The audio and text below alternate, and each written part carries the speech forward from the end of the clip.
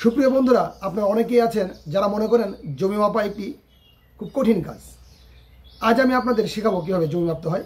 নিজের জমি খুব সহজে এবং অল্প সময়ে আপনারা নিজেদের জমি মাপতে পারবেন। এর জন্য আপনাদের কিছু কৌশল অবলম্বন করতে হবে। আজ সেই সম্পর্কে আপনাদেরকে শেখাবো। চলুন শুরু করা যাক। সুপ্রিয় দর্শক, দেখুন আমি আমার মতো করে একটি জমি এঁকেছি। সেই জমির দৈর্ঘ্য এখানে দেখুন উপরে আছে 110 ফিট আর নিচে আছে 90 ফিট। প্রস্থের ক্ষেত্রে দেখুন এখানে আছে 80, এখানে আছে 70। তা আপনার জমি আপনার মতো হতে পারে বা আপনার বিভিন্ন রকমের হতে পারে, সেটা মেপে দেখবেন। তো যেটা করতে হবে, দৈর্ঘ্য এর গড় লাগবে। এই যে দৈর্ঘ্য আছে আমাদের এখানে কত আছে 110 এবং প্রস্থ আছে 90।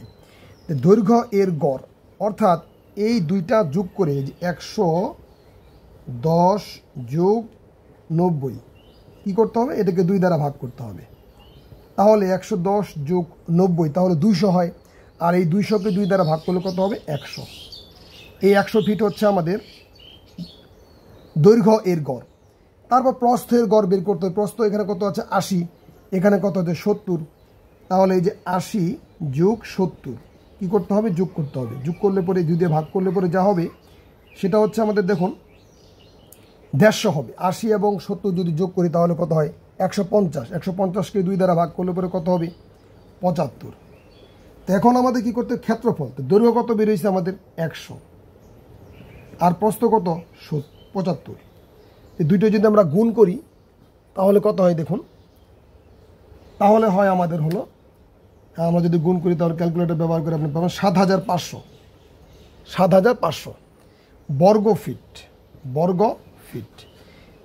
বাস এরপর আপনাকে যে কাজটা করতে হবে, এই যে আমাদের 7500 যে বর্গ ফিট বের হয়েছে এটাকে ভাগ করতে হবে। এই 7500 বর্গ ফিটকে আমরা ভাগ করব 435.6 দ্বারা।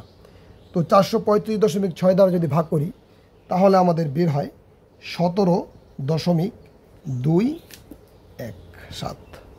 7500কে 435.6 দ্বারা ভাগ করলে যেটা বের হবে সেটাই হচ্ছে আপনার জমির পরিমাণ।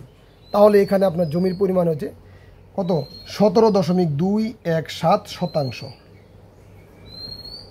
বাস এটাই হচ্ছে আপনার জমির পরিমাণ।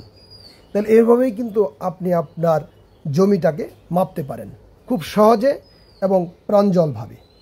তো ভিডিওটি ভালো লাগলে লাইক, কমেন্ট ও শেয়ার করতে ভুলবেন না। সকলেই ভালো থাকবেন। ধন্যবাদ।